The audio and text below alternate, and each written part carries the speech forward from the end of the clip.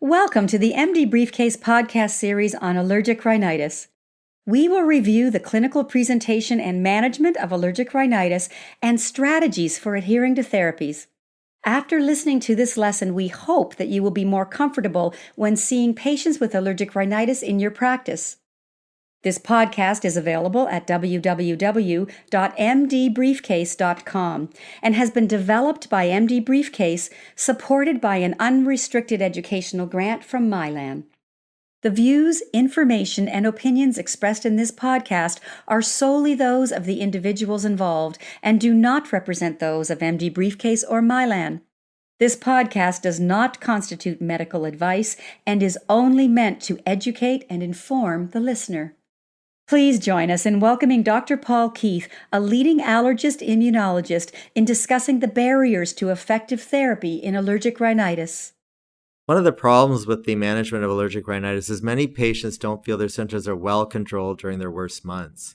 Often they don't use their intranasal steroids persistently enough to get a benefit, or they may not tolerate the therapy due to side effects. Often they stop before they see the maximal benefit, and often some of the side effects may be just secondary to their allergic rhinitis, which is uncontrolled.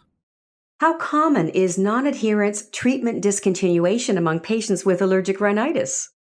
Often there may be problems where they feel they should get an immediate benefit with a nasal steroid spray and can get that benefit just when it's taken. They often don't understand that they have to persistently take it for at least 2 to 4 weeks to get the maximal benefit. Often they feel that an antihistamine should treat all of their symptoms, but often they are effectively blocking histamine, but the symptoms are due to other mediators. And if they go on to develop congestion, it's better if they switch or add an intranasal steroid to their regimen. If they really won't persist with using an intranasal steroid, one might introduce the concept of taking an intranasal steroid with an intranasal antihistamine. This has a quicker onset of action and may control more symptoms if they use it regularly, twice a day. What strategies can help in improving medication adherence, persistence? I think it's really important to talk to a patient to see what really troubles them. Is it the congestion, the itching, the discharge, or the burning throat? And see if there's some allergen they could better avoid, if they could take their medication more regularly and have it available to them, or one could go on to more traditional therapy such as immunotherapy, either by injection or sublingual. With allergy shots, it's really important that their rhinitis and asthma are controlled so that they tolerate the injections. With sublingual immunotherapy, it's really important that their rhinitis is controlled for the first 2 weeks of therapy, because this is when they usually get the greatest amount of itching within their mouth, and you want to get through that 2-week period so that they then can persist and get the full effect of 3 years of treatment. Should you ask the patient to bring the spray to your practice? Often it's really helpful if you ask the patient to show you how they use their own spray and watch what they're doing.